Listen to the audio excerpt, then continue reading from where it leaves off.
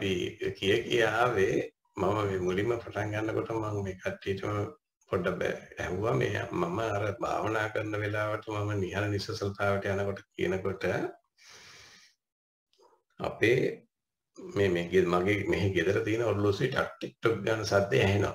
ඒක මම දැනලා දිනවා ඒක ඇහෙනවා කියලා මම රෙකෝඩින් එක අහනකොට මට තේරෙනවා මේක ඇහෙනවා මේගොල්ලන්ට කියලා.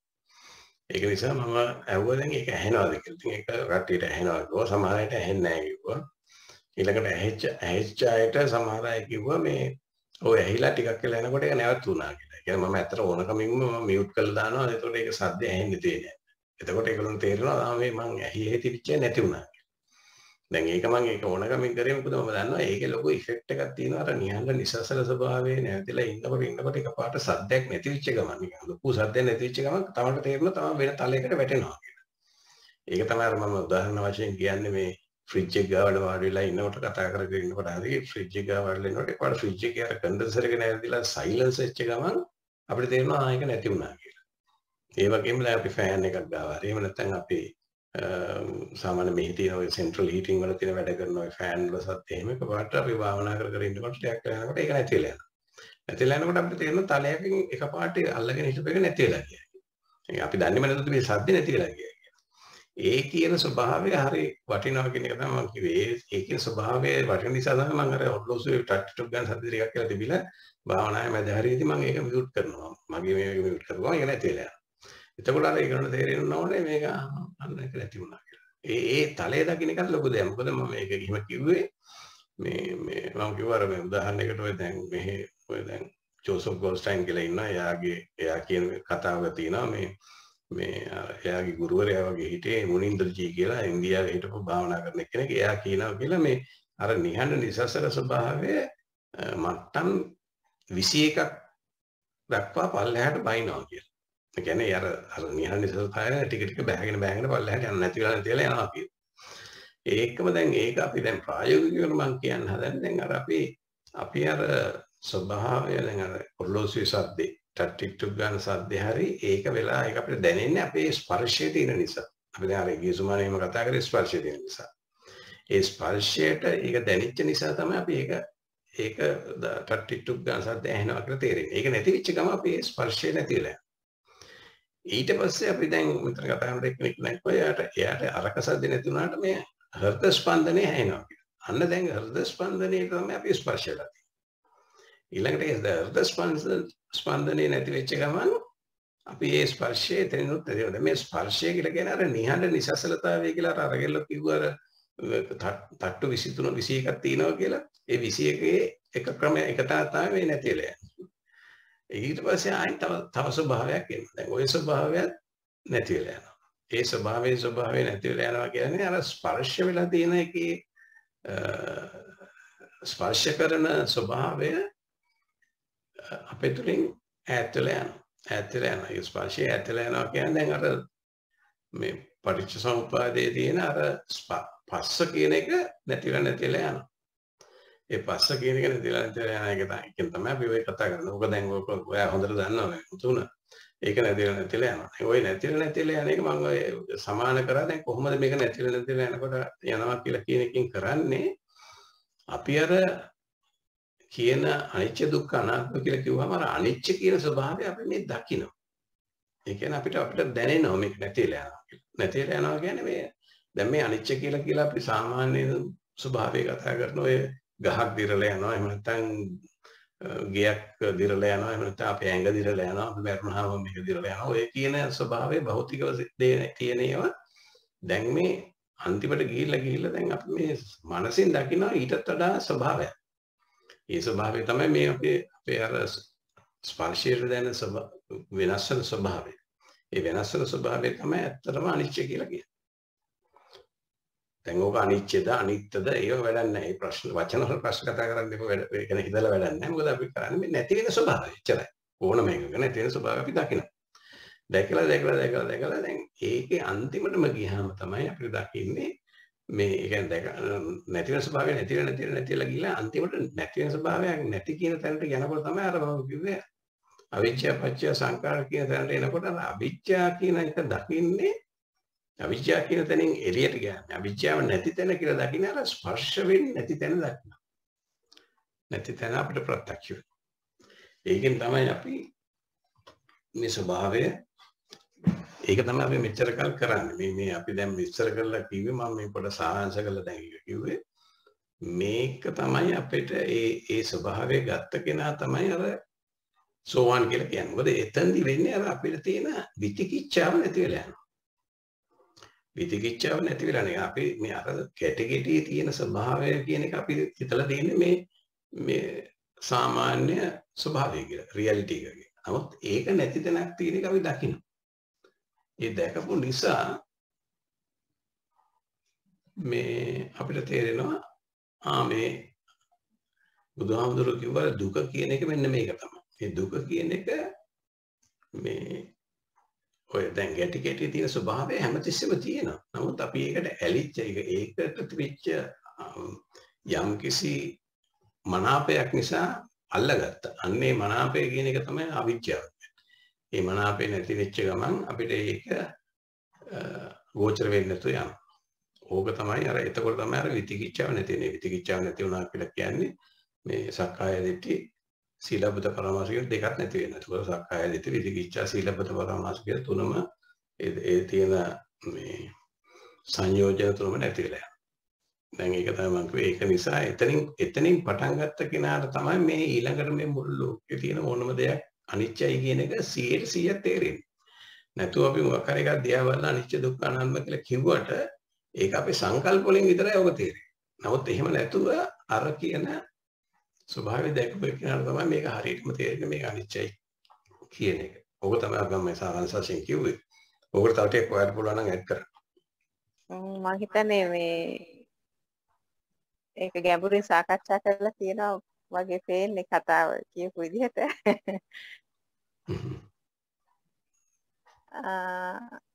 ස්පර්ශය කියන එක ඉතින් අපිට අර මුලින් ඉඳලම අපේ මේ ක්‍රියාකාරකම් එක්කම වැදලා තියෙන හින්දා තමයි ඔක ඉතින් ගොඩක් අමාරු මේ අඳුනගන්න.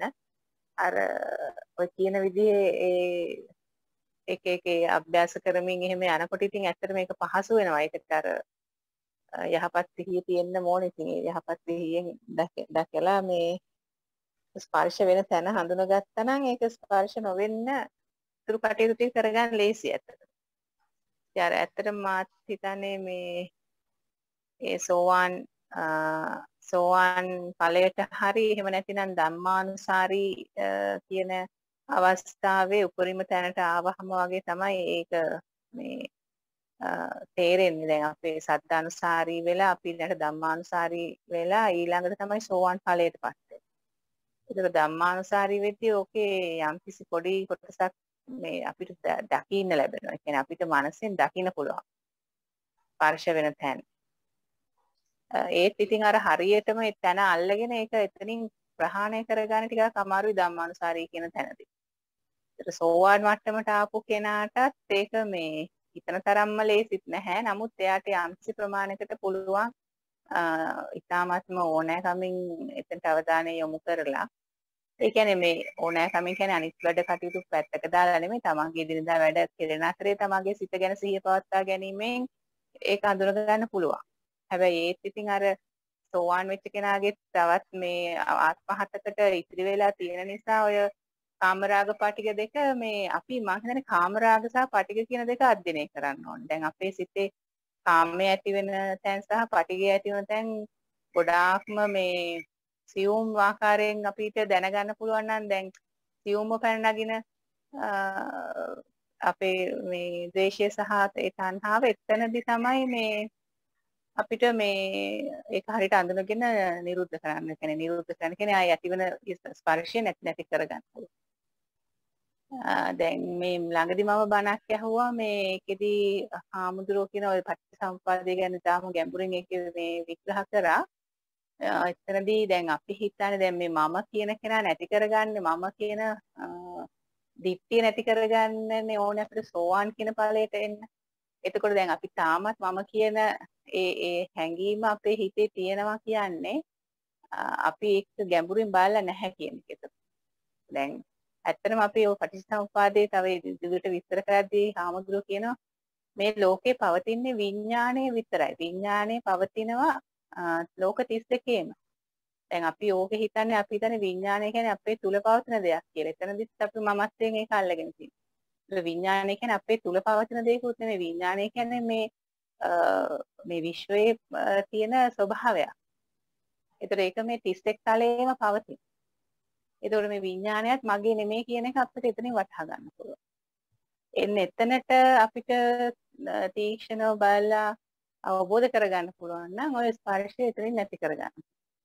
මොකද දැන් මේ විශ්වයේ පවතින ස්වභාවයකට අපි ඇලිලා වැඩක් නැහැනේ. විශ්වයේ පවතින විඥානය හැමතැනම තියෙනවා. ඉතින් ඒකෙන් කෙරෙන්නේ අපේ සසර ගමන දිගින් දිගට ගෙනියන එක. ඉතින් එහෙම විඥානයක් අපි අපේ කියලා මගේ කියලා ඒ ඔස්සේ වැඩ කටයුතු කරන එකක් තමයි අපි මේ කරන්නේ. අපි ඒ වගේ ක්‍රියාදාමයක තමයි ඉන්නේ. ඉතින් එතන අපි හරියට අඳුනගත්තා නම් ඒක භාවනාවෙන් සහ විදර්ශනාවෙන් සහ තමන්ගේ බුද්ධි මට්ටමේ ඒ දිහා බලලා ඒක තේරුම් ගත්තා නම් මේ ස්පර්ශය නැති කරන්න ගොඩක් පහසුයි. හොඳයි. හරියට ඒකේ හිතන ඔය ඔතන තියෙන ගොඩක් දේවල් මම කතා කරන්න මම ඒක පස්සට දාලා අපි බලමු අනිත් අයට කතා කරන්න කොහොම බලන්න මේ DHI ඔයාට විස්තර කරන්නක දැන් අර විඥානේ දීවල යන කතාවනේ ඔය දැන් කිව්වේ. හොඳයි අතන මම හිතා හිටියේ මේ විඥානය ගැන තමයි කතා කළ යුතු කියලා. මේ එතෙන්දී දැන් අපි දැන් අපේ දැන් ඔය පොදු විඥානයනේ භෞතික මේ මුළු විශ්වය පුරා තියෙන අපි හිතමු මේ අපි අපේ දැන් මට අදාළ කියන පුද්ගලයාට අදාළ විඥානය කියන සංකල්පය ගත්තොත් එහෙම ඔය විඥානය අපි රවට්ටනවා. අප රවට්ටන එකේ ප්‍රධාන මේ පොයින්ට් එක තමයි මේ ශරීරය කියන එක මේ ඝනයක් හැටියට ඝන සතරක් ගැන උගන්වනවානේ බෞද්ධ මේ මේක ඝනයක් හැටියට සලකනවා. නමුත් ඇත්තටම මේ ශරීරය කියන එක ඇතිවීමෙන් මේ නැතිවීමෙන් පවතින අවස්ථාවක් තමයි හරියට ඒකට බුදුහාමුදුරු දීලා තියෙනවා මේ වකඩක පෙනලක් වයි කියලා. පෙන එක පැත්තෙන් එකතු වෙනවා අනිත් පැත්තෙන් දිවිලි මේ බිදි ඉවත් වෙනවා. ඉතින් ඔය දැන් අපි අර භවය කියන එකත් ඇති වෙනවා නැති වෙනවා ඇති වෙනවා නැති වෙනවා ඒ විදිහට යනවා. ඉතින් නමුත් අපි මම කියලා ගත්තාම පස්සේ අල්ලගත්තාන් පස්සේ ඔන්න මම කියලා එක කොටසකුත් බාහිරය කියලා කොටසකුත් එක දෙකට දෙපැත්ත බෙදලා දෙන ස්වභාවය තමයි විඥානයේ ප්‍රධානම කාර්යය. ඒ කාර්ය නිසා තමයි මම ඉන්නේ. ඉතින් ඔතෙන්දී අර මම නැති වෙච්ච හැටියේ අර බවුන්ඩරි එක නැති වෙනවා. අර බවුන්ඩරි එක තියෙන බවුන්ඩරිය තමයි මම කියලා කියන්නේ. එහෙම නැත්නම් මම ආයනේ කියලා කියන්නේ. ඒකම තමයි අර සත්‍යක කිව්වේ මේ ඔය මේ බවුන්ඩරි ඉදලා තමයි ඔක්කොම කෙල්වවල් කරන්න කියලා හිතෙන්. ඒක තමයි මට කියන්නේ. හොඳයි. මම කියන්නේ පෙන බුබුලක් කියලා කිව්වනේ පීචයි මම අය කිව්වනේ. ඒකට පෙන බුබුල කියන එක අපිට ඒක ශරීරයට උපමා කරන එක වැරදි කියලා මම කියන්නේ මේ ඝන ශරීරයට. මට හිතෙන්නේ අර ඊට අමතරව අපි කායානුපස්සනාවෙන් කාය මොකද්ද කියලා අඳුනා ගැනීම අඳුන ගන්න කය තමයි මේ පෙන බුබුල කියලා මට දැනට නිකමට හිතෙන්නේ. ඊට එහාමට විස්තර කරන්න බෑ. හොඳයි. එතෙන්දි මම මේ බුදුහාමුදුරන්ගේ මේ උපමාවක් තමයි කිව්වේ කය කියලා අපිට පේනවා මේ යම් කිසි සොලිඩ් එහෙම නැත්නම් ඝන වස්තුවක් හැටියට අපිට පේනවා. නමුත් ඒක ඇත්තටම ඝන වස්තුවක් නෙවෙයි. ඒක පේන පින්ඩුපමා කියලා තමයි මේ තියෙන පොත්වල පෙන පිඩුවක්. ඒ කියන්නේ බින්දු එක පැත්තකින් එකව වෙනවා අනිත් පැත්තෙන් බින්දු ගැලවිලා යනවා. ඕක ශරීරයේ මේ මස් ඇටමස් වලට විතරක් නෙවෙයි හිතටත් ඕක තියෙනවා. හිතෙත් කොහොමයි තියෙන්නේ. ඔය චක්‍රය සිද්ධ වෙනවා. ඔය හිතේ චලන චක්‍රය තමයි වැදගත්. දැන් අපි කතා කරනකොට හිතේ වෙන චක්‍රය තමයි ඔය භවය කියන එක. භවය කියන එකත් හිතේ ඇතුළේ ඇති වෙන භවය මේ භවය කියන්නේ මේ ජීවත් වීමට තියෙන ඕනකම. ඇති වෙනවා නැති වෙනවා. ඇති වෙනවා නැති වෙනවා. ඇති වෙනවා නැති වෙනවා. ඒක එකතු කරන්නේ මේ උපාදාන නිසා. උපාදාන පත්‍ය භව කියලා කියන්නේ. ඒ විග්‍රහය මම එකගයි. ඒ විග්‍රහයට මම එකගයි. මං ඉතින් එච්චර වැඩිය දන්නෙත් නෑනේ. මං ගොඩක් බර දේවල් මට වැටෙන්නෙත් නෑ. මම පුළුවන් තරම් සරලව ගන්න පුළුවන් ටික විතරයි මං අරගන්නේ. ඒ කියන්නේ ඇලීම ගැටීම දෙකෙන් තොරව යන්න විතරයි මං බලන්නේ. එතකොට මට අර ඊට වැඩිය ගොඩාක් කරුණු මගේ ඔළුවට දාගත්තොත් ඒක මේ මට මගේ ගමනට පොඩ්ඩක් බාධා ඔව් හරි ඒක නිසා පුළුවන් තරම් සරලව ගන්න පුළුවන් ටික විතරක් මම අරගන්නවා. හරි බොහොම හොඳයි මම බොහොම සන්තෝෂයි. දැන් අර ඒ සරලව ගන්න ඕන කියන ටික තමයි මම අර මුලින් පටන් අරගෙන විස්තර කරේ ටිකක් සරල විදිහට මම හිතන්නේ. ඒ ටික ඔයාලට තේරුණා. මේ අනිත් අය කතා කරනකොට වැරෙන්න දැන් අර අපි අර භාවනාවේදී දකින විදිය ගැන මම අර විස්තර කරානේ. ඒක මට හිතෙන්නේ නම් මම මේ සරලව වචන නොදා ආනම්මන නොදා කියලා අන්තිමට මම පොඩ වචන එකතු කරා තමයි අපි මේ පරිච්ඡේදය නම් මම කියලා. නමුත් මම මුල හරියේදී ඒක මොකුත් නැතුව දිගටම ගෙනිච්චේ. ගොඩක් දුරට දැන් ඔය වගේ හිතන අයට තමයි මම ඒක කියන්නේ ගියේ. ඔයාලට කොහොමද ඒක තේරුනේ මට නිකන් මේ ඒකට ෆීඩ්බැක් එකක් ඕනේ. මම ඒ කීපොඩ් ටික සරලද සරල මදිද? තව ටිකක් මදි කියලා හිතෙනවා මට. දැන් මම අර මුලින් පටන් ගන්නකොට අපි කිව්වනේ දැන් මම අර ඔල්ලෝසුවේ ටක් ගන්න සද්ද ඇහෙන එක තමයි අපිට ගෝචර වෙන්නේ කියලා. ඊට පස්සේ ඒක ගැන පොඩ්ඩක් මම විස්තර කරාම අර මෙයා නම් DHA නම් එයාලා මේ කියන්නේ මේ heart එකේ pulses එක heart එකේ beat එක විතරයි ඇහෙන්නේ කියලා. දැන් ඊළඟට මම දැන් කිව්වා දැන් හරි ඒ වගේ දැන් ඔය ඒ කියන්නේ තල දෙකක් වගේ. ඒ කියන්නේ පළවෙනි තලය තමයි අර ඔර්ලෝසුවේ ටක් ගන්න. ඊට වඩා ඉහළින් තියෙන තලය තමයි අපිට මේ දැනෙන පේන දේවල්. එහෙම නැත්නම් අපේ ඔය මේ සිතිවිලි එන ඒවා යන ඒවා තමයි ඊට ඉහළින් තියෙන ස්වභාවය. ඊට ඔය සිතිවිලි එන ඒවා නැති වෙලා යනකොට තමයි ඔය ටිකක් හරි දැනෙන්නේ අර ටක් ගන්න සද්දය හරි ඔර්ලෝසුවේ ඒක ඇහෙන්නේ මොකද අපේ හිත නිසසල වෙලා. ඒ සයිලන්ස් වෙලා ඉඳලා. ඊළඟට ඒකටත් වඩා පල්ලෙහාට ගිය එක තමයි අපි කතා කරේ අපිට heart beat එකත් ඇහෙනවා. දැන් ඒ කියන්නේ අර ඔර්ලෝසුවේ ටක් ගන්න සද්ද නැතිලා ඔයා මේක එක්ස්පීරියන්ස් කරලා තියෙනවා මම දන්නවා. ඒ කියන්නේ වටපිටාවේ තියෙන දේවල් වල සද්ද නැති වෙලා යනවා. එහෙම ගිහලා දැන් අර මුළු මුකුත්ම සද්ද නැති තැනකටත් එනවා. ඇවිල්ලා මේ සද්ද නැති තැනට පල්ලෙහා තියෙන තලයක් තමයි ඔය ඊටපුවන් heart beat එක වගේ එක ඇහෙන එක. ඒකත් නැති වෙලා ගිහිල්ලා මේ මුකුත් නැති සද්ද නැති තැනක් එනවා. ඒ සද්ද විතර නෙවෙයි දැන් ඊළඟට අපිට අර ස්පර්ශය අපිට දැනෙන්නේ ස්පර්ශය විතරයි කියන එක. ස්පර්ශය කියන එක අපි කතා කරන්නේ. එන්න ඒ ස්වභාවයේදී දකින ස්පර්ශයෙන් දකින ස්වභාවයයි. ඒ ස්වභාවයෙන් පස්සේ ඊට පස්සේ ඒක ටිකක් කියලා බලන් ඉන්නකොට ඒ ස්වභාවය කියලා තව ස්වභාවයක් එනවා. ඒ ස්වභාවය කියලා තව ස්වභාවයක් එනවා. ඕක තමයි අර මම කිව්වා එක්කෙනෙක් කියලා දෙනවා කියලා මේ නිහඬතාවයේ මේවා මේ තියනවා කියලා මේ මට්ටම් 21 ඒ ටික තේරෙනවා. ඔව් ඒ ටික මට තේරුණා. එතෙන්දී නමුත් අර ස්පර්ශය කියන එක ඒකට සම්බන්ධ කරපු හැටි මට එතන පොඩ්ඩක් මිස් ගලපගන්න. ඔව් දැන් මෙහෙම හිතමුකෝ. දැන් අපිට දැන් මම මේ කතා කරන එක උනත් දැන් ඔයාලට දැනෙන්නේ ඔයාලට ඇහෙන්නේ ඇහිලා ඒක Taman තුළට ගන්නේ අපි දන්නවා මේ සද්දේ හින්දා කියලා අපි කියන්නේ නේ. සද්ද එනවා. සද්දේ අපි කොහමද ඒක ඉන්ටර්ප්‍රිට් කරලා දැන් අපි හිතට ගන්නවා. නමුත් ඒ සද්ද එනවා කියන එක වුණාට ඒ සද්ද එනවා කියන එක අපිට ගෝචර වුණේ. ගෝචර වුණා කියන එක ස්පර්ශය කියන එකට වඩා වෙනස්නේ. ඒ ගෝචර වුණා කියන එක තමයි මේ ස්පස්ස කියලා කියන්නේ. ඒක ගෝචර වුණා කියන එකෙන් අදහස් කරන්නේ මේ ඒ කියන්නේ මෙහෙම අල්ලනවා නෙමෙයි, ටච් කරනවා නෙමෙයි. නමුත් මේක අපිට ගෝචර වෙනවා. ඒ කියන්නේ අපිට දැනෙනවා. ඒ ටික අර තේරෙනවා. දැන් ගෝචර වෙනවා කියන එකයි ඔව් අනේ ඔය ඕක අර කහමුදුරු කෙනෙක් මම හිතන්නේ කියනකොට කිව්වා මේ ඒ ගෝචර වෙනවා කියන එක තමයි කියන්නේ පස්ස කියලා. හැබැයි අර අපි අල්ලන ඒවට තමයි කියන්නේ ස්පර්ශ කියලා. ඒක අපිට වෙනස් කරා වචනේ දෙකට.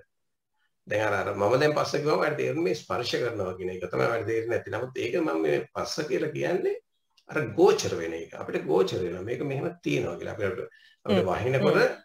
වහිනකොට අපිට තේරෙනවා මේ හීතලයි කියලා. හරි. ඒ වගේම අපි නිදා ගන්න යනවා අපිට නිදිමතයි කියලා තේරෙනවා. ඒ නිදිමතයි කියන තේරෙන එකත් ගෝචර වීමක් නේ. ඒක තමයි ස්පර්ශ කියලා. නැතු ඒක අර ස්පර්ශ කියන අල්ලන එක නෙමෙයි. අන්න ඒ වගේ තමයි අර නිහඬතාවයත් අපිට ගෝචර වෙනවා. ඒක තමයි පස්ස කියන්නේ. එතන. ඒ ගෝචර වෙනවා කියන එක හරි ගැඹුරින් නෙවෙන්නේ නේ. ඒ කියන්නේ ඒ ගෝචර වෙනවා කියන එකට අපිට අතපය තියෙන්න ඕනේ නෑ. අපිට මනසට ගෝචර වෙනවා නේ. අපිට හීනයක් දකිනකොට අපිට මොකක් හරි දකින්නවා. ඒ කියන්නේ ස්පර්ශ වෙන එතන. අන්න ඒක තමයි අපි මේ පස්ස කියන්නේ. අන්න ඒක තමයි අර නිහඬතාවයත් අපිට දැනෙනවනේ නේ. නිහඬතාවය එතන කිව්වා හරි ඒක. අන්න හරි. ඔයක තමයි මට ඒක දැනගන්න ඕන තිබුණේ. ඒ නිහඬතාවයත් අපිට දැනෙනවා. ඒ මොකද අර දැන් නිහඬතාවය අපි දැන් මම අර කියනවා නිහඬ නිසසල ස්වභාවය කියලා. ඊළඟට අර නිහඬතාවය දැනෙලා ඊට පස්සේ දැනෙන්නේ නිසසල ස්වභාවය. නිසසල කියන එකේ තේරුම මේ ගහක් කොලක් සැලවෙනවා වගේ නෙමෙයි. නිසසල කියලා කියේ තේරුම අපේ අධ්‍යාත්මයේ තියෙන ඒ අර නිහඬතාවය උනත් වෙනස් වෙනවා. අන්නේ වෙනස් වෙන එක තමයි දැන් නිසසල කියන්නේ. නිහඬතාවයෙන් ගිහිල්ලා නිසසල කියන මේ වෙනස් වෙන ස්වභාවය අපිට ගෝචර වෙනවා. ඒක තමයි එතන පස්ස කියලා කියන්නේ. ඒ නිහඬ ඊළඟට ඒකත් ඒ සෙලවෙන ස්වභාවය තමයි දැන් අර නිසසල ස්වභාවය කියලා කියන එකේ තේරුම සෙලවෙන ස්වභාවය දකින්න නම් සෙලවෙන්නේ නැති ස්වභාවය දකින්න ඕනේ නේ. එහෙම අපිට ඕන එකක් තේරෙන්නේ. සෙලවෙන්නේ නැති ස්වභාවය හිටියොත් විතර සෙලවෙන ස්වභාවය දකින්න. අන්න ඒ ස්වභාවයට එනවා. ඒක තමයි අර Tamanට දැන් උතන පස්ස කියලා කියන්නේ ඒ අර Tamanට ගෝචර වෙන්නේ ඒ ටික විතරයි. ඒ සෙලවෙන ස්වභාවය නැවතුනහම තමයි මම අර කිව්වේ ඒ සෙලවෙන ස්වභාවය තමයි ඇත්තටම අපි දුක කියලා කියන්නේ. ඒ සෙලවෙන ස්වභාවය තමයි අපි දුක කියලා කියන්නේ. ඒ සෙලවෙන ස්වභාවයට යටට ගියාම ඒ කියන්නේ ඒකෙනුත් අර නොසෙලවෙන ස්වභාවය තන අල්ලගත් ඒක ගෝචර වෙන්න ගත්තාම තමයි අපිට තේරෙන්නේ මේ අපි මෙච්චර ගන්න මේකට මේ ආසාව අපිට මේ යම්කිසි උනන්දුවක් තිබිලා තියෙනවා මේ සෙලවෙන ස්වභාවයට. ඒක තමයි මේ මෙච්චර මේ දුක් විඳින්නේ කියලා. අන්න එතන තමයි උතන තියෙන මේ ඔය තමයි ඔය ටික තමයි අර සරල විදිහට කිව්ව අර වචන පාවිච්චි කරාම වචන වල තමන්ගේ අදහස තියෙන එකට වෙනස් වෙන. ඒක තමයි මම මේ ආයෙත් පොඩ්ඩක් වැඩිපුර මේ විස්තර කරලා අහන්න ඕනකම තිබුණේ. හොඳයි ඔයාගේ මේ ප්‍රතිචාරය හරි හොඳයි මට. එතකොට දැන් මට තේරුණානේ. ඔව්. අන්න ඒ ස්වභාවයේ ගෝචර ස්වභාවය නැති වෙලා යනවා. ඒක තමයි අන්තිමට වෙන්නේ. ඒක නැති වුණාම තමයි අපිට හරියටම තේරෙන්නේ මේ සසල වෙන ස්වභාවය කියන එක තමයි අපි මෙච්චර කාල අල්ලන් ඉල්ලලා තියෙන්නේ. ඒ සසල වෙන ස්වභාවය නැති වුණාම තමයි මේක කියන එක. හරි. hopefully ඒක උදව් වෙන්නේ නැති කියලා මට හිතෙනවා. මේ ඒ සරලව කිව්ව ටික තමයි ඔය ටික දැන්. ඊළඟට අපි යමු සරල නොවන ටිකට. සරල නොවන ටිකට යනකොට දැන් අර මේ සරල නොවන ටිකට යනකොට දැන් මතකනේ ඔයගොල්ලන්ට දැන් මේ මුතු ඉඳන් කිව්වා මේ ලෝකේ තියෙන විඥානය කිව්වා. විඥානය තමයි අපි මේ අල්ලගෙන තියෙන්නේ. අපි අල්ලගන්න නිසා තමයි ඒක අපේ විඥානය වෙලා තියෙන්නේ. ඒක නිසා විඥානය හැමතැනම තියෙන අරහම් කෙනෙක් කිව්වා කියලා කියන්නේ. අන්න ඒක තමයි ඔය මම මේ අර සරලව අර චන්ද්‍රට විස්තර කළ අන්තිමට කිව්වේ මේ සෙලවෙන ස්වභාවයක් තියෙනවා කියලා. නිසසල නොවන ස්වභාවය. නිසසල ස්වභාවය වඳුර ගන්න කියන්නේ සසල වෙන ස්වභාවයක් තියෙනවා. ඒ සසල වෙන ස්වභාවය තමයි ඔය විඥාන. දැන් මම මේ සරල පැත්තෙන් කියන්නේ. හොඳේ වචන වලට එකතු කරගෙන. දැන් මේ විඥානය කියන එක ඒ සසල වෙන ස්වභාවය තියෙන නිසා තමයි මේ විශ්වයම පවතින්නේ. ඕක තමයි විඥානය කියලා බුදුහාමුදුරුවෝ කිව්වේ දැන්. ඔය ඒ ස්වභාවය මගේ විඥානය වෙනවා. ඒකෙන් කොටසක් මම ගත්තා.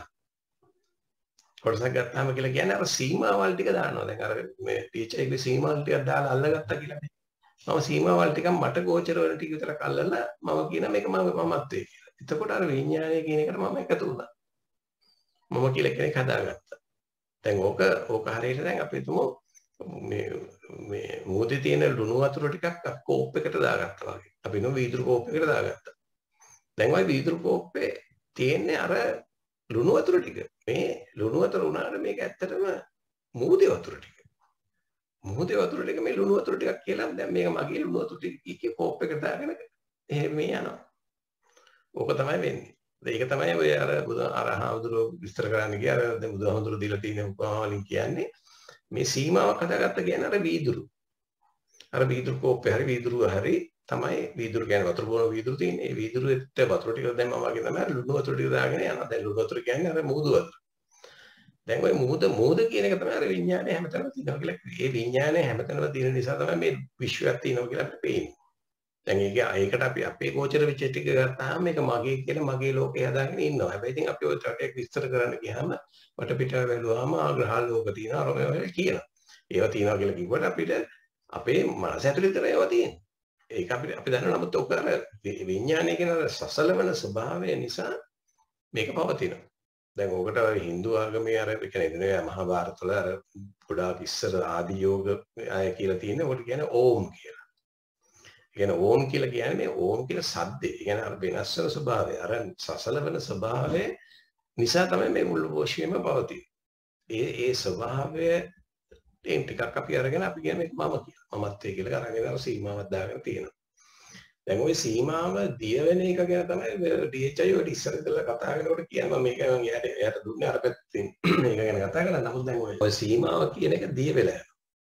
දිය වෙලා යනවා කියන එක තමයි අර මම අර සරලව මේ චන්දහම ප්‍රශ්නයටයි මම ඔයගොල්ලෝ ඉඳලා පටන් ගන්නකොට කියලා කිව්වේ.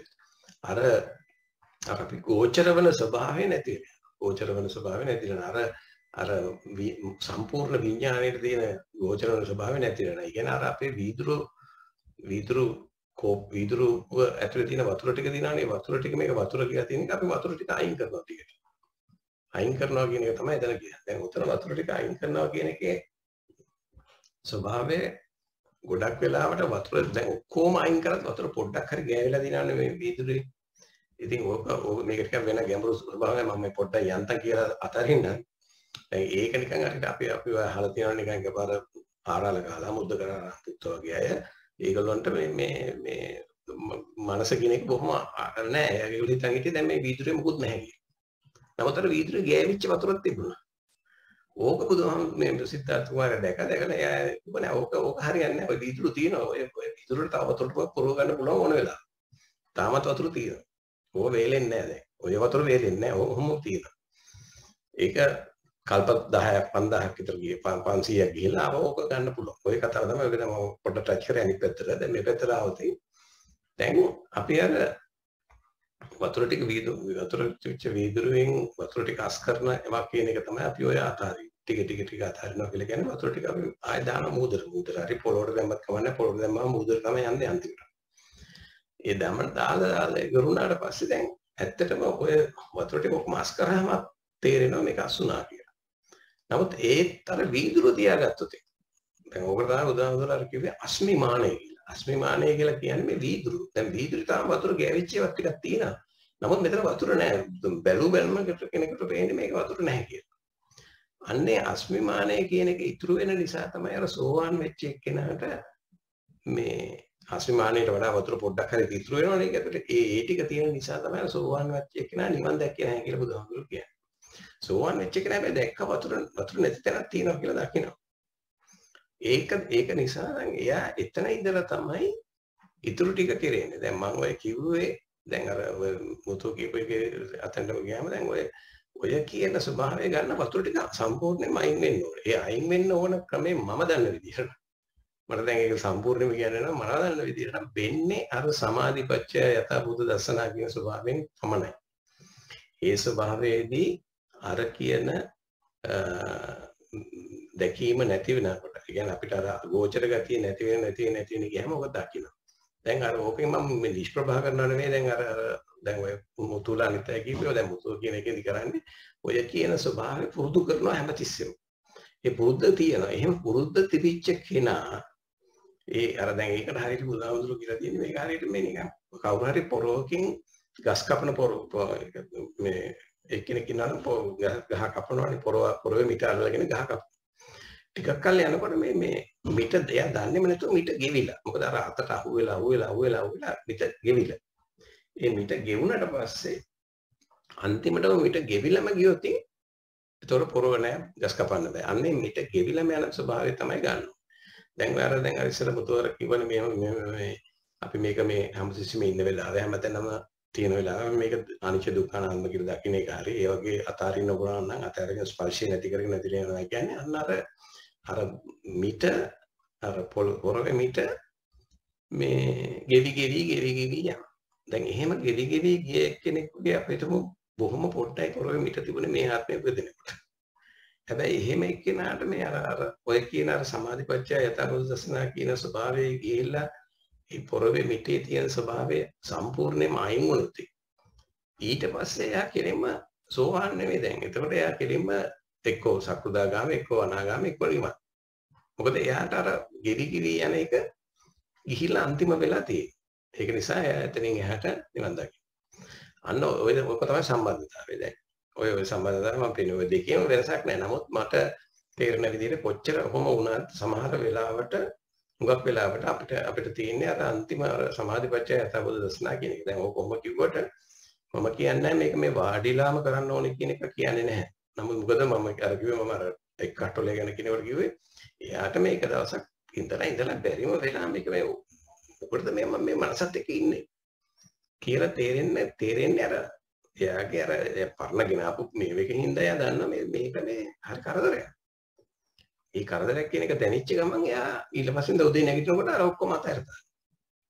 එතකොට අර සෝවාන් සකෘදාගාම අනාගාමී වෙන්න ඕනේ එක්ක සමාජයට මේ ආත්මෙ ඉපදෙනකොට සකෘදාගාමී වෙච්ච කෙනෙක් වෙන්නේ නැති. එයාට මේ අරක දැකපු ගමන් එයා ඉතින් හැරි ආයි මේ පැත්තට එන්නේ මුකුත් නැහැ. අර මේව නැහැ. නමුත් අර සෝවාන් කියන කෙනාට වෙන්නේ අර ඒක දැක්කට එයා ඒක හරියටම අර වගේ පුරුද්දක් තිබුණ නැත්නම් එයාගේ අධ්‍යාත්මය ආපහු මේ පැත්තට එනවා. ආවම දැන් ඕක මම දකින්නේ ඔය ආවට පස්සේ දැන් මෙතන ඉන්න ඔක්කොම ඕක දැකලා ඇති ඔය ගියාත්ම වල සමාන. අපි දන්නේ නැහැ. ඒ දැකපු නිසා තමයි මේ ඇවිල්ලා වාඩිලා ඉන්නේ. දැන් මේ වාඩිලා මේ කතා කරන වෙලාවේදී සමහරවල් දැන් අර පොරොවේ අතේ මිට ගෙවිලා ඇති භාගයක් දුරට. දැන් ඊටු ටික ගෙවෙන්න තමයි මේ අපි ක්‍රියා කරන්නේ. ඊටු ටික ගෙවෙන්න ටික තමයි මේ ක්‍රියා කරන්නේ. ඒ නිසා දැන් ඒක ඒ ගෙවිගෙන යනවා කියන එක දැන් මම කියන්නේ අර මේ ඒක තවදුරටත් ප්‍රත්‍යක්ෂ වෙන එකට මේකට හුඟක්ම උදව් වෙන්නේ අර සමාධිපත්‍ය යථාභූත දර්ශනා කියන්නේ. ඒක මතක් කර දෙන එක විතරයි මම මේ කරන්නේ. ඒක ඒ තුළ ඒක දැක්කොත් අර මම අර ඉස්සර කිව්වා වගේ අර එක්කට්ටෝලේ හරි ඔය දැන් තව ඉන්නවා එක එක්කෙනා රූපර් ස්පයිර් කියලා ඉන්නවා නින්ජා කියලා ඉන්නවා ගොඩක් ඉන්නවා මේ ලෝකේ. ඔයගොල්ලෝ දන්නේ නැතුවට මේ ලෝකේ හැමතැනම ඉන්නවා මේ ඔය අපි ඔය කියන අර ස්වභාවයෙන් එළියට ගිය අය. ඒ කියන්නේ අර විඥානය කියන එක තමයි මේ ලෝකේ තියෙන විඥාණයෙන් එළියට ගිය අය. විඥානය අල්ලගන්න නැතුව එතනින් එළියට ගිය අය ඕන තරම් ඉන්නවා. අපි දන්නේ නැති වුණාට. ඒක අපි දකින්න ඒක දකින්න පුළුවන් අර දකින්න කෙනාට විතරයි. ඒ නිසා දැන් ඔය අර මම දැන් ඔය ගොඩක් එක විස්තර කරපු අයටත් එක්ක මම විස්තර කිව්වේ නැතුව ඇත්තටම ඔගේ සරල ස්වභාවය බැලුවොත් අර මම අර චන්ද්‍රට විස්තර කරා වගේම නැත්නම් මම මුලින් පටන් ගත්ත විදිහට වගේ පොඩිම ඒ කියන්නේ බොහොම සරල දෙයක්. මේක කරන්න අමාරු තමයි. නමුත් මේක සරල දෙයක්. සරල දේ මොකද්ද? අපේ අර එළඹගත් සිහිය ඒ නිහඬ නිසසල ස්වභාවය තුළ තීව්‍ර වෙන්නේ ඉඩරිනේ. නිහඬ කියන්නේ සද්ද නැති වෙගෙන යනවා. ඊළඟට නිසසල කියන්නේ සසල වෙන ස්වභාවය. ඒ කියන්නේ අර අපි දැන් මේ සසල වෙන ස්වභාවය කියන්නේ මේ අර රේඩියෝ වේව් එකක් වගේ. අපි රේඩියෝ සිග්නල් එකක් එනකොට අපිට පේන්නේ නැහැ මේ ආහසේ මොකක්වත් හෙල්ලෙනවා කියලා. නමුත් මේ අපි ඔය මේ සයන්ටිෆිකලි හොයාගෙන තියෙනවා මේක වේව් එකක්. පොඩි එකක් ලොකුවට යන එකට අපිට කියනවා මේ ෂෝට් වේව් කියනවා ඊළඟට මීඩියම් වේව් කියනවා. ඒ වේව් එකේ වෙනස. ඔය වෙන ස්වභාවය බුදුහාමුදුරුවෝ දැක්ක තමන්ගේ අධ්‍යාත්මය තුලින්. ඒ වෙනස් වෙන ස්වභාවය තමයි මේ විඥානය කියලා කියන්නේ. මේ හැමතැනම තියෙන විඥානය කියලා කියන්නේ. ඒක තමයි බුදුහාමුදුරුවෝ කිව්වේ දුක කියලා. මොකද මේ ඇයි විඥාණයට අල්ල ගන්නකම් අපි දුකයි. ඒ කියන්නේ අනිච්ච කියලා කිව්වේ මේ විඥානේ වෙනස් වෙවි තියෙන ස්වභාවය. ඒක අල්ලගත්තොත් අපිට ඒක දුකයි. ඒකට අපි යම්කිසි යම්කිසි ආසාවක් එහෙම නැත්නම් යම්කිසි ඇල්මක් ඇති වෙච්ච ගමන් ඒක දුකයි. ඒ ඇල්මක් ඇති කරගන්නවා කියලා කියන එකට තමයි අපි අවිජ්ජාව කියලා කියන්නේ. ඒ ඇල්ම නැති වෙච්ච ගමන් ඒ නැති වෙන්න හේතුව තමයි අරව නැති වෙලා යනවා කියන එක දකින්න එක 100%. දකින්නකොට ඒ ඇල්ම නැති වෙලා. ඒක තමයි අපි අන්තිමට මේ ඒක තමයි බුදුහාමුදුරුවෝ නිවන කියන්නේ. දැන් ওই නිවන කියන එක මම ඉතින් අර වගේ තැනට යනවා. හරි. ස්පර්ශය කියන එක. එතනදී ස්පර්ශය කියන වචනයට වේදනාව කියන එක ඇප්ලයි කරන්න බැයිද කියන එක පොඩ්ඩක් පැහැදිලි කරන්න. එතනදී අර වේදනාව කියන එකයි ස්පර්ශය කියන එකයි අතර ටික වෙනසක් තියෙනවා. ඇත්තටම මේ වේදනාව කියන එකේදී අපි මේ වේදනාව අපිට මෙහෙම හිතන්න පුළුවන් අපිට වේදනාව කියන්නේ අපිට දැනෙනවා නේ. වේදනාව දැනෙනවා. කියන්නේ අපි කකුලේ වේදනාවක් තියෙනවා. දැන් ওই වේදනාව කියන එක අපි තුමු පොඩි කාලේදී අපි කොහේ හරි දුවනකොට තුවාලයක් ඇති වුණා. අපි දන්නේ නැහැ ඒක. අපි ගෙදර ඇවිල්ලා නාලා පොඩ කකුල දිහා බලනකොට ඔන්න හීරිලා තියෙනවා. අන්නේ හීරිලා තියෙන එක දැකපු ගමන් අපිට අන්න ඒක දැනෙනවා අන්නේ රිදෙනවා කියලා. ඒ කියන්නේ අපි අර වේදනාව දැන් අර කකුලේ වේදනාවක් තිබුණා නමුත් ඒක අපේ මනසින් අපි ඒක ගෝචර කරගත්තාම තමයි මේක වේදනාව අපි සෆර් කරන්නේ. ඒ කියන්නේ අපි විඳින්නේ. අන්නේ විඳින්නේ අපිට ස්පර්ශ වුණා. දැන් ඕකම තමයි අපි අර කියන්නේ දැක්කා පමණයි කියන එකේ තේරුමත් ඕකම තමයි. ඒ කියන්නේ අපි මොකක් හරි දකින නමුත් ඒක ගෝචර කරගත්ත ගමන් අපිට ඒ ගෝචර කරගන්නවා කියන එක තමයි ස්පර්ශ කියන්නේ. එතන ඕක පස්ස කියලා කියනවා වැඩි හොඳයි. මොකද මම දැකලා තියෙන එක දැනගෙන කියනවා මේ ස්පර්ශ කියන්නේ අර වේදනාව. හැබැයි ස්පර්ශ කියන්නේ පංච උපාදානස්කන්ධයේ වේදනාව. ඒක තමයි මම මේ කතා කරන්නේ. පංච උපාදානස්කන්ධයේ වේදනාව තමයි. පංච උපාදානස්කන්ධයේදී උපාදානයක් ඇති වෙන්නේ රූප වේදනානේ. රූප කිව්වහම රූප කියලා කියන්නේ ඉමේජ් එකක්. ඒ කියන්නේ මොකක් හරි දෙයක්. අපි දුන්නු හීනයක් දකින්න. හීන දකින්නකොට අපිට දකින්නවා මේ අපි ඉන්නේ පන්සලේ කියලා. හරි එක්ක අපි ඉන්නේ ගඟක් ගාව. හරි ඒක ඉමේජ් එකනේ. ඒ ඉමේජ් එක දැක්කට අපිට දැන් ඒක අර වේදනාව වශයෙන් අපි දකිනවා මේක. ඒ කියන්නේ අපි දකිනවා දැන් මේ අපි දැන් සම්පූර්ණයෙන්ම අපි ගඟ ගාවේ ඉන්නේ. ඒ අපිට හීතල වගේ ඒ වගේ ඒ ගඟ ගාවේ ඉන්නවා කියන එක තේරෙනවා. නමුත් ඒක අපි දැක්කට පස්සේ ඒක මේ මම ගඟ ගාවේ ඉන්නේ දැන් මම මේක කරනවා කියන එක අපි ඇතුලෙන් සිද්ධ වෙන ස්පර්ශය නිසා තමයි අපි හීනේ සම්පූර්ණ කරගන්නේ. සම්පූර්ණ කරගෙන දැන් අපි ඉන්න ටිකක් කල යනකොට මේක මේ අම්මම ඉන්නේ. ඇත්තටම බුදීගෙන ඉන්නවා කියලා දන්නේ මතකත් නැහැ. අපි මේ දැන් මේ මහරය කියලා මතකත් නැහැ. දැන් ඉන්නේ මේ මතහද එළිය තියෙන මේ මූද ගාව එහෙම නැත්නම් බීච් එකේ ඉන්නේ දැන්. ඔය ඔක්කොම මොකද ඒ අර ගෝචර වෙලා. දැන් ගෝචර වෙලා. ඒක එතන තියෙන වෙනස. ගෝචර වෙනවා පංච උපාදානස්කන්ධයේදී ගෝචර වෙනවා කියන එකේ තේරුම තමයි අතන මේ සංස්කාර කියන දණට එන්නේ. සංස්කාර වලට ඉස්සෙල්ලා තමයි වේදනාව තියෙන්නේ. ඒ කියන්නේ අපි දන්නවා දැන් ඉස්සෙල්ලාම අපිට එන්නේ රූපයක්. රූපයක් ඇවිල්ලා වේදනාව කියන එක වේදනාව ඇවිල්ලා ඊළඟට සංඥාවක් වෙනවා ඒක. ඒ සංඥාවක් වෙලා ඊට පස්සේ තමයි සංස්කාරය එන්නේ. අන්නේ සංස්කාර වෙනකොට තමයි අපි ඇත්තටම ස්පර්ශය කියලා කියන්නේ. ඒක ප්‍රෙපරේෂන් කියලා එකට කියන්නේ. ඒක කියන්නේ අපි ඒක ෆෝමේෂන් අපි ඒක හදා ගන්නවා. ඒ හදාගෙන ඊට පස්සේ තමයි ඒක විඤ්ඤාණයට එකතු කරන්නේ. අර කහට ගාගන්නේ. එතකොට අර එතන ස්පර්ශ කියන එකට අපි එතන පස්ස කියන එකට හේතුව සංස්කාර කියන එක. මොකද ඇත්තටම අපි දැන් ඔකට අනිත් පැත්තට ගැඹුරින් බැලුවොත් අපි දැන් අතන කියනවනේ මේ අවිජ්ජා පත්‍ය සංඛාර සංඛාර පත්‍ය විඥාන විඥාන පත්‍ය නාම රූප නාම රූප පත්‍ය සලආයතන සලආයතන පත්‍ය පස්ස කියන. මම මේක විස්තර කරා ගියසුමාන ඉස්සර සුමානේ. ඒ සලආයතන පත්‍ය පස්ස කියන එකයි සංස්කාර කියන එකයි අවිජ්ජා පත්‍ය සංඛාර කියන එකයි ඒ තුනම එක රෝලක්. ඒ ටික අර පටිච්චසමුප්පාදයට අදාළ කරුණු ටික. ඒ පටිච්චසමුප්පාදයේ කියන මම අර කිව්වනේ උදාහරණයකට පටිච්චසමුප්පාදයේ තියෙන අර කියන මේ අපිට මේක ලොකු කණුවක් නම් ඒ කණුවට දාලා තියෙන වීල් එක තියෙනවනේ කණුව හරහා මැද්දෙන් පල්ලයට දාලා දෙන ලොකු ඩිෂ් එකක්. හරි ලොකු රවුමක් ලොකු මේ තැටියක් වගේ එකක්. ඒ දාලා තිනකොට ඒ අර තැටිය ගෑවිලා දිනවා අර පෝල් එකේ ගෑවිලා තියෙන ටිකට තමයි අපි විඥානය කියලා කියන්නේ.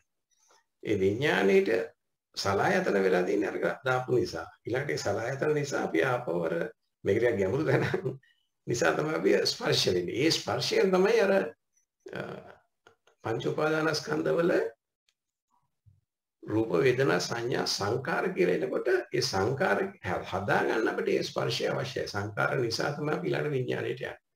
දැන් අහලා තියෙනවානේ පංච උපාදානස්කන්ධයේදී අපි සංකාර ඇති වෙන එක නැවැත්තුවොතින් නවතිනවා. ඒ කියන්නේ සංකාර ඇති වෙන එක නවතිනවා කියලා කියන්නේ අපේ අර ගෝචර කරන ගතිය නැති කර ගන්න. ඒ ගෝචර කරගන්න ගතිය තමයි අපි කියන්නේ පස්ස කියලා. අපි මේක පාවිච්චි කරමු එහෙම පස්ස කියලා. ඒ පස්ස නිසා. දැන් අර වේදනාව කියන එකයි ස්පර්ශ කියන එකයි සමහර වෙලාවට ඔය අයියා හිතන විදිහට ස්පර්ශය කියලා කියන්නේ කන්ටැක්ට් කරනවා වගේ වැඩක්. ඒක ඒ දෙක සමානයි කියලා වෙන්නේ නැති ඔය හිතෙන් නමුත් එතන ඒ වේදනාව කියලා කියන්නේ නිකන් සිදුවෙන සිදුවීමක් ඒක. ඒක අපි දන්නවා සාමාන්‍යයෙන් අපි දන්නවා වාඩිලා ඉන්නකොට කකුල රිදෙනවා රිදෙන එක අපි ඒකෙන් අවධානය අයින් කරපු ගමන් ඒක සිදුවීමක් විතරයි. කකුල රිදෙනවා ඇති. අපිට ඒක ගෝචර නැහැ. ගෝචර නැති නිසා අපිට කකුල රිදෙන්නේ නැහැ. අපි ඒක සෆර් කරන්නේ නැහැ. ඒ වගේ ඒ වේදනාවයි ස්පර්ශය කියන්නේ ඒ පැත්තට. නමුත් මේ පස්ස කියන්නේ එහෙම නැත්නම් අර පස්ස කියන කෑල්ල එන්නේ ඔය සංස්කාර ඇති වෙන විදිහ වෙලාවට. ඒ කියන්නේ අර ඒ සංඥාවකුත් ඇවිල්ලා සංඥාවෙනුත් පස්සේ ඇති වෙන. ඒ කියන්නේ පංච උපාදානස්කන්ධවල රූප වේදනා සංඥා කියන තුනම ඉබේ සිද්ධ වෙනවා. ඒක අර හරියට අර මේ කවුද මේ මුතු කියනකොට කිව්වේ අර විඥානය කියන එක හැමතැනම දෙනවා කියලා. ඒ වගේ වැඩක්. ඕවා සිද්ධ වෙනවා. ගස් කොළන් කියලා වෙනවා. අරම වෙනවා. ඕවා ඒවා ඉතින් ඒවා සිද්ධ වෙනවා. ඒවා සංඥාවල් තියෙනවා. ගහක් හෙල වෙනවා කියන සංඥාව තියෙනවානේ. අපි ඒක දිහා බැලුවොත් තමයි ඒක අල්ලගන්නේ. එහෙම නැතුව අර ගහ හෙල වෙච්ච නිසා සංඥාවක් ඇති වුණා. ඒ නිසා ඒ කියන්නේ නාම ඒ කියන්නේ රූප වේදනා සංඥා කියන තුනම සිද්ධ වුණා. නමුත් ඒක අපි අර සංස්කාර වලින් එහෙම නැත්නම් අපි අර ගෝචර ස්වභාවයෙන් ඒක අල්ලගත්තේ නැත්නම් ඒක අපේ නෙවෙයි. අන්නේ ගෝචර ස්වභාවය තමයි පස්ස කියලා කියන්නේ. අපි පස්ස කියලා පාවිච්චි කරමු ඒකට. එතකොට තේරෙනවා කොහොමද ඒක දැන් ඔය ටික තේරෙන්නේ. ඔය ටිකේ පොඩි නොකර දීපු ඔය තියෙනවා මම ඒක තව ටිකක් කල්පනා කරලා බලන්න. කතා කරමු අපි ටික. ඒකේ මේ පොඩ්ඩක් මම විස්තර කරන්නද එතන? යා. ඒක මේ මං හිතන්නේ බාප්පා ඒ අඳුනගෙන තියෙන විදිහ මටත් හිතෙනවා යම්කිසි ඒකේ සම්බන්ධය හරි ඇති කියලා. මොකද දුරි බාප්පා දැන් ඔය විස්තර කරපු එක මං හිතන්නේ ගැඹුරුම මට්ටමින් ඔය බාප්පා කියන්නේ. නමුත් වේදනා කියන තැන ඇත්තටම එතන යම්කිසි ස්පර්ශයක් කියන තැනක් අපිට පේන තියෙනවා. අපි දැන් සමහර අවස්ථාවලදී අපි දැන් සාමාන්‍යයෙන් අපි පොදුවේ ගත්තාම දැන් අපිට සරල විදිහට බණ කියනකොට රූප වේදනා සංඥා සංකාර විඥාන කිව්වහම ඔතන ඇත්තට මේ වේදනාව කියන්නේ අපේ හිතට දැනෙන මේ ඇඟේ ප්‍රතේරි තියෙන වේදනාවල් නෙමෙයි ඇත්තට. මේ කියන්නේ අපිට රූපයක් නිසා හටගන්න ස්පර්ශය කියලා කිව්වත් වැරදි නෑ කියලා මට කියන්න පුළුවන් එතන. මොකද වේදනාව එතනදී ස්පර්ශ වීමත් එක්ක තමයි මේ වේදනාව හටගන්නේ. එතනින් ඊට පස්සේ සංඥාව අපිට ඇති වෙනවා මෙහෙම දෙයක්. ඒ කියන්නේ වේදනාවෙන් ඇතිවන සංඥාව එතන කියන්නේ දැන් අපේ ඇඟේ ප්‍රතිතිරම් මේ එකක් නෙමෙයි. එතන අපිට මේ උපාදාන ටික දීලා තියෙන්නේම අපිට මේ භවයෙන් අයින් වෙන්නනේ.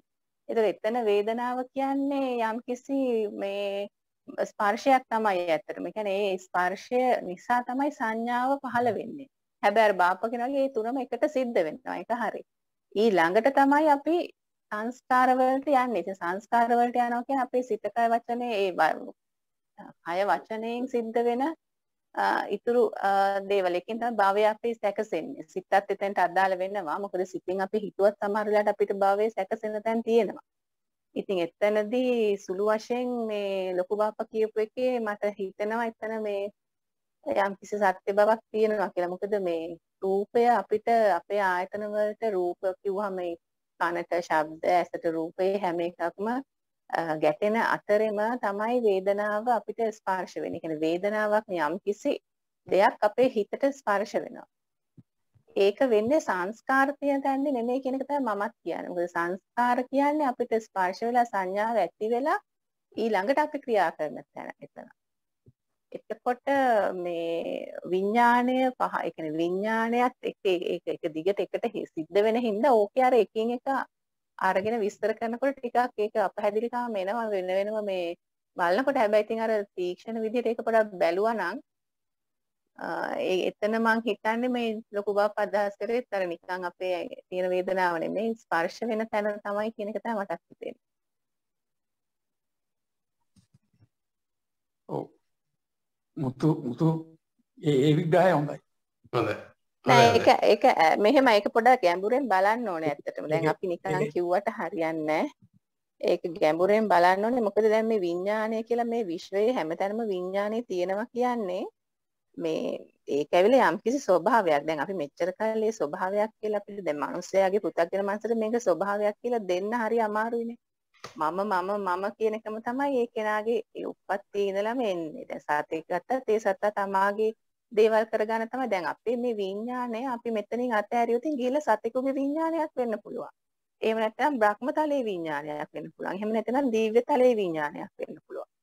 ඒ හැමතැනම තියෙන අපේ මේ විඥාන. ඉතින් මේ විඥාන පහළ වෙන්න අතරේ ඔය කියන ස්පර්ශයේ ඒ වේදනාවේ සම්බන්ධයක් තියෙනවා කියලා තමයි මම දකින්නේ. හොඳයි. හොඳයි. පොඩක් මේ දෙමු බලන්න DH එකට ඔයා මොකක්ද කියන්නේ ඉන්නේ නේ?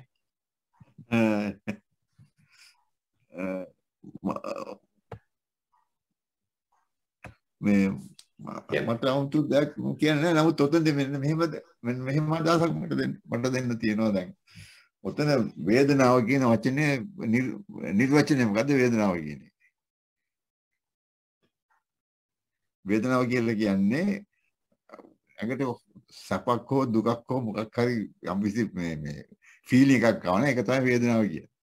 ඒක මේ සුඛ වේදනාවක් වෙන්න පුළුවන් දුක් වේදනාවක් දුක් සුඛ වේදනාවක් වෙන්න පුළුවන්. ඒ වේදනාව පස්සේ ප්‍රතිඵලයක්. ඉතින් ඒ අපි හැමතිස්සෙම අල්ලගන්නේ මේ වේදනාව අපි වේදනාවත් එක්ක අපි සම්බන්ධ වෙනවා මේ තණ්හාව. ඒ කියන්නේ අපි හොඳ කියන්නේ මේ සැප වේදනාව සෝසය මුළු ජීවිතේම ගත කරනවා. ඉතින් සැපසෙවීම සඳහා තියෙන මේ උවමනාව නිසා අපි වේදනාවයි මම ඉස්සෙල්ලා කිව්වා වගේ අර දුකත් අපි සැපක් කරගෙන ඉන්නේ නැහැ. ඉතින් එලියට් කියලා තියෙනවා මේ එලියට් කියන කාර්යය තියෙනවා ලෝකේ තියෙන රසවත්ම කාව්‍යය තියෙන්නේ ඔක්කොම මේ සෝකී කාව්‍යයන් කියලා. ඉතින් මේ ඔය වේදනාව කියන එකේදී අපි කියන්නේ ෆීලිං කියන්නේ අපිට දැනෙන යමක් තියෙනවනේ ඒක තමයි වේදනාව කියලා කියන්න පුළුවන්. ඉතින් ඔය වේදනාව මේ අපි යහපත් වේදනාවක් සෝසවා අපි යනවා ඒක තමයි භවයේ දික් වෙනවා කියලා කියන්නේ. එහෙම නැත්නම් උපාදානය කියලා කියන්නේ ඒක තමයි.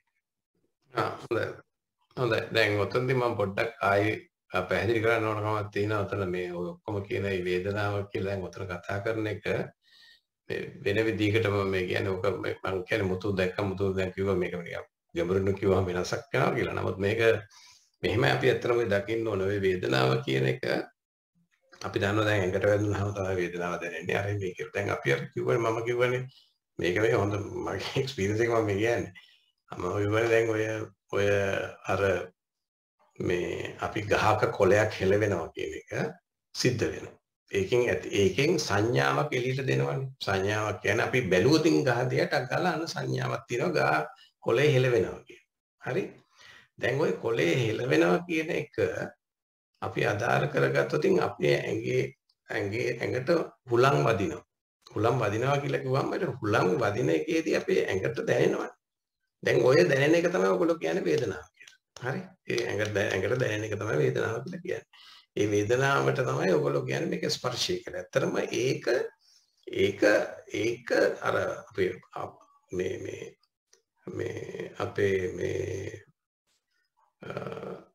පංච උපාදානස්කන්ධවලදී සිද්ධ වෙන්නේ බොහොම ෂණේදී. ඒ සිදුවීම සිද්ධ වුණාට පස්සේ තමයි අපි හරියටම සංඥාවක් කියලා අඳුරගන්නේ. අන්න හුලම් වැදුනා කියලා අඳුරගන්නේ.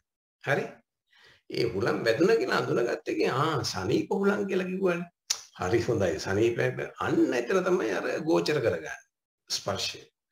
දැන් ඔතන පස්ස. අපි දැන් මම අර වචන දෙක පොඩ්ඩක් වෙනස් කරලා ඔයගොල්ලෝ තේරෙන්නේ. පස්ස. අර ස්පර්ශය දැනිලා ඊළඟට අර ඒක පස්ස කරගත්තේ නැත්නම් ඒක ගෝචර කරගත්තේ අන්න හොඳ සුළං අන්න සංඥාවක් ආව සුළඟක් වැදුණා කියලා. නමුත් ඒ සංඥාව මේක රස සුළඟක් නෙවෙයි මේක හොඳ සුළඟක්. ඒ කියන්නේ අපි දැන් මෙහෙනම් උතන තේරෙනවා. ඒ වලට වෙලා ඉන්නකොට උලම් වදිනකොට හරි ෂෝ. එළියට අවුවට ගියාම දැන් මේ 100 ෆැරන්හයිට් වලින් 107යි එළිය. දැන් රස්නේ එළියට යන්නේ ඉස්සෙල්ලාම රස්නේ. දැන් මොකද ඒ අර වදින මේක දකින්නම අපි ඒක අපි ගෝචර කරගන්න මේක රස්නේ කියන්නේ. දැන් ඒක හිතලා කියලා ගෝචර කරන්න පුළුවන් ඕන. නමුත් අපි සත්‍ය රස්නේ කියලා අපි හිතර කරන්නේ. ගෝචර කරගන්න. ওই ගෝචර කරගන්න එකට තමයි පස්ස කියන්නේ. අපි මම දැන් ඔක වෙනස් කරගමු. ඔක හරි හොඳ තැනක්. ඒක මම මේ පාරේ විස්තර කරගන්න. ඒ පස්ස කියලා කියන්නේ අපි ගෝචර කරගන්න. නමුත් ස්පර්ශ කියලා කිව්වහම අපි අර වේදනාව අඳුන ගන්න තියෙන ස්පර්ශය. ඒක තමයි මම කිව්වේ දැන් යාට හුලං හමනකොට අපේ ඇඟේ වැදුනේ නැත්නම් අපිට මේක ස්පර්ශ නැහැනේ. ඒකින්ද අපි දන්නේ නැහැ හුලං හැමෝද කියලාද කියලා. ඕක තමයි දැන් ඔය තුන් දෙනාම කිව්වේ දැන් දීච ඇති ඕක තමයි. ඒ කියන්නේ අපිට මේ ස්පර්ශය වැදුනහම තමයි මේක ඒ ස්පර්ශය හරි. වැරදි නෑ. ඒක ස්පර්ශය කියලා කියන්නේ මේ වේදනාව දැනෙන්න නම් ඒ ස්පර්ශය තියෙන්න ඕන. හැබැයි ඔය ස්පර්ශය තියෙනකොට ඔය ස්පර්ශය තියෙනවයි කියන එක ගෝචර වුණොත් විතරයි අපිට ඕක හරිය විදිහටම පස්ස වෙන්නේ. ඒ කියන්නේ අපිට අර සංස්කාරය ඇති වෙනවා. මොකද ඒ අර ස්පර්ශය නිසා අපිට සිග්නල් එකක් එම සංඥාවක් ආවා. ඒ සංඥාව අපිට ගෝචර කරගත්ත නිසා අන්න ඒක අපේ සංසාරයට එකතු වෙනවා. ගෝචර කරගත්තේ නැත්නම් අපි දැන් අර ගෝචර කරගන්නවා කියන එක විතරක් පස්ස කියනවා. අර වේදනාවක් ස්පර්ශ වෙන එකට ස්පර්ශය කියනවා. එතකොට හරි. ඔය කියන කතා දෙකම හරි. ඒ ස්පර්ශ වෙච්ච නිසා තමයි ඒක නමුත් ඕක ගෝචර වෙන. ඒ ස්පර්ශ වුණාට පස්සේ තමයි ඒක සංඥාවක් වෙන්නේ. එතකන් සංඥාවක් නෙවෙයි. එතකන් අපි හුලං හැමුවා එච්චරයි. ඒක අපේ ඇඟෙත් ඇදිලා ගියා අපිට ඒක ස්පර්ශයක් කියලා අපි අඳුනගත්තේ නැත්නම් ඒකත් ඔහේ ඇඟේ ඇදිලා ගියා හුලඟක් තිබුණාද කියලා දන්නෙත් නැහැ. අපි එළියට ගිහිල්ලා අපි මොකක් හරි එකක් තියා බල මලක් දිහා බලන් ඉන්නවා මල ලස්සනයි. නමුත් මල දිහා බලන් හිටියේ කියලා අපිට හුලං වැදුණා කියලා තේරෙන්නේ නැහැ. හුලං වැදුණා. හැබැයි අපි ආයෙ ටිකක් කියලා ඉන්නකොට හොඳ හුලඟ හොඳට හදලා වදිනවා අපිට තේරෙනවා අන්න හුලඟක් වැදුණා. අන්න එතකොට සංඥාවක් ආවා. ආවට පස්සේ ඒක බලනවා මේක හොඳ සුළඟක්. ඒ කියන්නේ හොඳ සනීපයි මේ වෙලාවේ. අන්න ගෝචර වුණා. එහෙම නැත්නම් අන්න අර පස්සේ ඇති වුණා ඊට පස්සේ. අර සංඥාව ආවට පස්සේ පස්සේ ඇති වුණා. ඔබ තමයි ඔය දෙක දැන් අපි ඔබ ලබන සුමන් හොඳට කතා කරමු. ඔය දෙක හොඳ තැනක් ඔය කියන දෙක ඔය දෙක බැලුවාම අර අපිට තේරෙනවා ඇත්ත වශයෙන්ම ඇයි බුදුහාමුදුරුවෝ මේ පංච උපාදානස්කන්ධය කියන එකේ කතා කරලා අර සංඥාවෙන් පස්සේ සංස්කාර වලින් තමයි මේක අපි ගන්නෙ. එතකන් අර ටික සිද්ධ වෙනවා. කියන එක කිව්වේ. මොකද ඒ ටික සිද්ධ වෙන්නේ දැන් ආයෙ හිතේ දැන් එන්නේ නැහැ ස්පර්ශය කියන්නේ අපි අතේ තියෙන කියලා. නෑ ඒක නෙමෙයි. චන්ද්‍ර කියන්නේ. ඔව් ඒක මම එක බණකදී ඇහුවා රූප වේදනා සංඥා සංඛාර විඥාන කියන එකේ විඥාන අතහැරලා ඉතුරු ටික ගත්තොත් ඒක අපිට කොයික ඉස්සෙල්ලා සිද්ධ වෙනවද කොයික පස්සේ සිද්ධ වෙනවද කියන එක ඒක කියන්න බෑ කියලා ඒක නිකන් බන්ඩල් එකක් වගේ එක ඔය හතරෙන් ඒ කියන්නේ ඉස්සෙල්ලා සංඥාවද ඉස්සෙල්ලා වේදනාවද නැත්තම් සංකාරයද මොකද්ද කියන එක ඔය ටික ඉන්ටර්කනෙක්ටඩ් කියන එක තමයි ඒකේ කිව්වේ. එතකොට ඔය ටික ඔක්කොම එකතු වුණාම ඕකට තමයි විඥානය කියන්නේ කියලා කිව්වා ඒක. ඔව්. ඒ ඔය කියන ඇන්ගල් එක මට තේරෙනවා. ඒ කීපෙක කෙනා කියපු ඇන්ගල් එකත් මට තේරෙනවා. ඒකෙදි ඒ ඔක්කොම එකතු වුණාම විඥානය කියලා කියන එක කියපුව හින්දා තමයි මම කිව්වේ එයාගේ ඇන්ගල් එක වෙනස් විදිහකට එයාගේ කිව්වේ. ඒ කියන්නේ දැන් ඒ තුන යතන ඉබේව සිද්ධ වෙනකොට විඥානය හැදෙනවා. ඒක තමයි චක්කු විඥානය කියලා බුදුහාමුදුරුවෝ කිව්වා. චක්කු විඥානය කියවම ඇහැ දැක්කම ඔක්කොම ටික ආවා. ඔක්කොම විඥානයක් හැදුනා. ඒක හරි. ඔය කියන කතාව හරි මේ පැත්තෙන් බැලුවා. නමුත් දැන් අපි මේ බලන්නේ ඒ සිද්ධ වෙන සිද්ධවීම ගැන කිව්වේ. ඒක හරියටම හරි. ඒ මොකද අර පළවෙනි හතර වෙන එක දකින්න බෑ කියලා කිව්වේ ඒ තරම් ෂණයකින් සිද්ධ වෙනවා. නමුත් දැන් අපි මේ කතා කරන්නේ ටිකක් ඊට වඩා වෙනත් ස්වභාවයකින් වෙනත් ඇන්ගල් එකකින් මේ බුදුහාමුදුරුවෝ කියනකොට කියපු ඇන්ගල් එක. මොකද මේ ඇන්ගල් එක දැන් මේ හරි අමාරුයි මේ අපිට සයන්ටිෆිකලි කියන්න තමයි මිනිස්සු දැන් හරියට try කරනවා. නමුත් මේක බුදුහාමුදුරුවෝ මේ කිව්වේ මේ හිත නිසසල වෙලා අර සමාධියේ ඉන්නකොට මේ පේන දේ. තමන් දකින්න දේ. ඒ දකින්න දේදී දැන් ඔතනදී අර ඔය රූප වේදනා සංඥා කියන එක සංඥාවක් විදිහට දකිනවා. දකින්නේ අර සංස්කාර හදන තැන ඉඳගෙන. සංස්කාර හදන තැනට විඥානය තියෙනවා. ඒ දැන් ඔය ඕක හරි තාම සියුම් එකක්. ඒ කියන්නේ හරියට කෙස් ගහ කඩලා කෙස් ගහේ කෑලිත් කඩපු තැනක වගේ තැනක් වෙයි. ඊටාම සියුම් තැන. මේක දකින්න පුළුවන් අධ්‍යාත්මය තුලින් විතරමයි. වෙන කොහෙන්වත් දකින්න බෑ. ඒක ඒ කියන්නේ දැන් ඔය සයන්ටිස්ට්ලා try කරනවා මේ සබ් පාටිකල් ගහගෙන එකට ඝට්ටනය කරලා ඒවෙන් දකින්න බෑ මේක. මේක දකින්න පුළුවන් අර අධ්‍යාත්මයේ දිනු වෙච්ච එක්කෙනාගේ අධ්‍යාත්මය තුලින් තමයි මේක දකින්න පුළුවන් මේ වෙනස.